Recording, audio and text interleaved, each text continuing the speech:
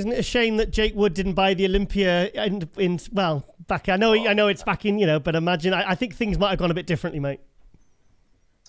Well, this is the very essence, and I brought this up before in interviews. It's the very essence between corporate and private. Yeah. Jake Wood has a passion and a personal passion for bodybuilding, for the Olympia and all that, as Joe Weider did. Now, AMI is a company. It's an entity. They're not nobody there. David Pecker, with all due respect, didn't have any passion for bodybuilding. He didn't care.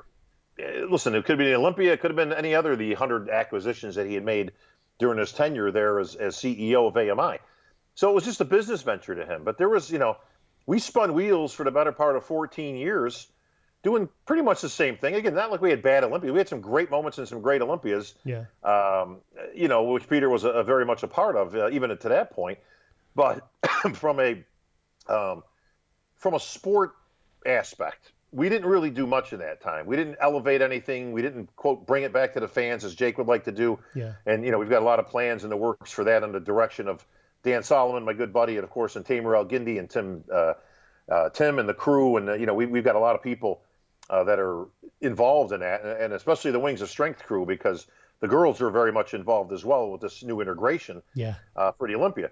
But, corporate trims. Corporate gets rid of people. Corporate brings things. They don't bring the top up. They bring the bottom down. That's the difference, to make that bottom line ledger look better. Yeah. So there's a lot of things that we didn't do, Giles, that I wanted to do over the years that we just couldn't because of the budget. Well, we don't have the budget. We don't have the money. We don't have the budget.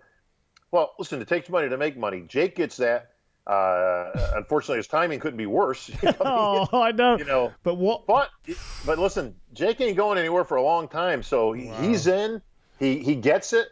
And you got to give him credit. And I mentioned this on the Olympia stage. Yeah. We could have very much had this Olympia canceled very easily. Yeah. It almost was canceled about 4.5 weeks out.